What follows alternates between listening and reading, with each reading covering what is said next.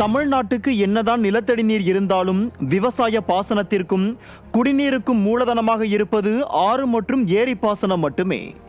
இப்படிப்பட்ட சூழலில் கடந்த 3 ஆண்டுகளாக தமிழ்நாட்டில் உள்ள பெரும்பான்மையான ஏரிகள் தூர்வாரப்படவில்லை. இதேபோல் ஆறுகளில் குவிந்து கிடக்கும் கழிவுகளும் குப்பைகளும் முறையாக அகற்றப்படவில்லை. இது ஒருபுறம் இருக்க, தமிழகத்தின் பல்வேறு பகுதிகளில் செயல்பட்டு வரும் தொழிற்சாலைகளில் இருந்து சுத்திகரிக்கப்படாத ஆலை கழிவுகள் ஆறுகளில் கலந்துவிடப்படுகின்றன. தூர்வாரப்படாத ஆறுகளால் ஆற்று பாசனத்தை நம்பியுள்ள விவசாயிகளின் விளைநிலங்கள் வறண்டு போய்விடுகின்றன. பராமரிக்கப்படாத கால்வாய்களால் நீர் கடைமடைக்கு செல்லாமல் விவசாயம் பாதிக்கப்படுகின்றது. அதிமுக ஆட்சியில் கொண்டுவரப்பட்ட குடிமராமத்து பணிகளும் முறையாக செயல்படுத்தாமையால் ஏரிகளும் இதே நிலையில்தான் இருக்கின்றன. இவை ஒரு பக்கம் இருக்க, மற்ற மாநிலங்களில் இருந்து சட்டப்பூர்வமாக பெற வேண்டிய நீரை கேட்டு வாங்கவும் நிர்வாக ரீதியாகவும் அரசியல் ரீதியாகவும் இந்த பொம்மை முதல்வர் முனையவில்லை.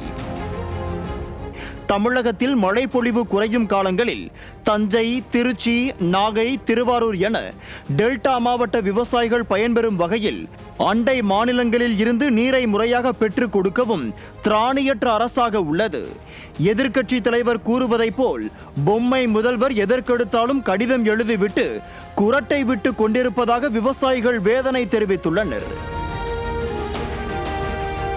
ஒருபுறம் நீர் பற்றாக்குறையால் வேளாண்மை குறையும் அவலம், மறுபுறம் பருவம் தவறி பெய்யும் கனமழையால் பயிர் அழுகி விவசாயிகள் அழுதாலும் தன்னை டெல்டாக்காரர் என பீத்திக் கொள்ளும் பொம்மை முதல்வர் எந்த ஒரு மூச்சு பேச்சும் விடுவதில்லை. விளைவு, காவிரி விவசாயிகள் கண்ணீரில் மிதப்பது மட்டுமே மிச்சம்.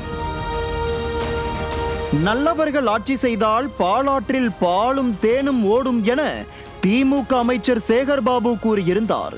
இப்பொழுது பாலைவனமாக காட்சியளிக்கும் பாலாற்றை பார்க்கையில் ஸ்டாலின் நல்லவர் இல்லை என சேகர்பாபு சொல்ல வந்தாரா எனும் சந்தேகம் எழுகிறது. கர்நாடக மாநிலம் நந்திதுர்க்கம் என்ற இடத்தில் தொடங்கும் பாலாறு அம்மாநிலத்தில் இருந்து 93 கிலோமீட்டர் பயணித்து ஆந்திராவில் 33 கிலோமீட்டர் கடந்து தமிழகத்தை வந்தடைகிறது. தமிழ்நாட்டில் மட்டும் 222 கிலோமீட்டர் தூரம் ஓடும் பாலாற்றின் மொத்த நீளம் 348 கிலோமீட்டர். தமிழ்நாட்டில் பாலாறு காஞ்சிபுரம் மாவட்டம் வயலூர் அருகே முகத்துவாரத்தை அடைந்து வங்காள விரிகுடாவில் கலக்கிறது. ஆந்திர மாநிலத்தில் வெறும் 33 கிலோமீட்டர் மட்டுமே பயணிக்கும் பாலாற்றில் செப்டம்பர் 2018 நிலவரப்படி 22 தடுப்பணைகளை கட்டி உள்ளது. மேலும் அங்கு தடுப்பணைகளை அதிகம் கட்டுவதற்கும் ஆயத்த பணிகளை தொடங்கிவிட்டது ஆந்திர அரசு.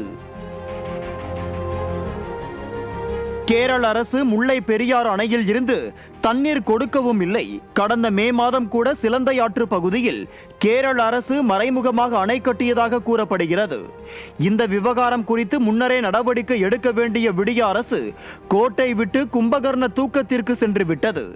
ஆனால் இதை பற்றியெல்லாம் கவலைப்படாத பொம்மை முதல்வரோ யார் எப்படி போனா நமக்கு என்ன என்கிற தோனியில் அடுத்த நாளே காலையில் கேரள முதலமைச்சருக்கு பிறந்த நாள் வாழ்த்து தெரிவித்திருக்கிறார். தமிழகத்தின் ஏரிகள் மாவட்டம் என்று பெயர் பெற்ற செங்கல்பட்டு மாவட்டத்தில் 90 விழுக்காடு ஏரிகள் முறையாக குடிமராமத்து இன்றி வறண்டே கிடக்கின்றன. மேலும் சென்னையில் உள்ள பெரும்பான்மையான ஏரிகளும் உடன்பிறப்புகளால் ஆக்கிரமிப்பு செய்யப்பட்டு மழைநீர் முழுவதும் கடலில் சென்று வீணாகி கொண்டுள்ளது. மேலும் பெரும் மழைக்காலங்களில் கொசஸ்தலை ஆறு, கூவமாறு போன்ற ஆறுகளை முறையாக தூர்வாராததால் அந்த நீர் கடலில் கலக்காமல் சென்னையை மூழ்கடித்துக் கொண்டுள்ளது. புரட்சி தலைவி ஜெயலலிதா அவர்கள் கொண்டு வந்த மழைநீர் சேகரிப்பு திட்டத்தை குறைந்தபட்சம் நடைமுறைப்படுத்தி இருந்தால் கூட சென்னை வெள்ளக்காடாக மாறாமல் தடுத்திருக்க முடியும்.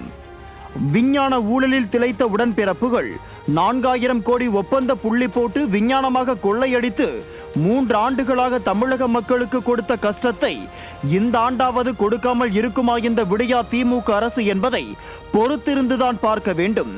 நியூஸ் ஜே செய்திகளுக்காக ஆண்ட்ரூ ஜான்.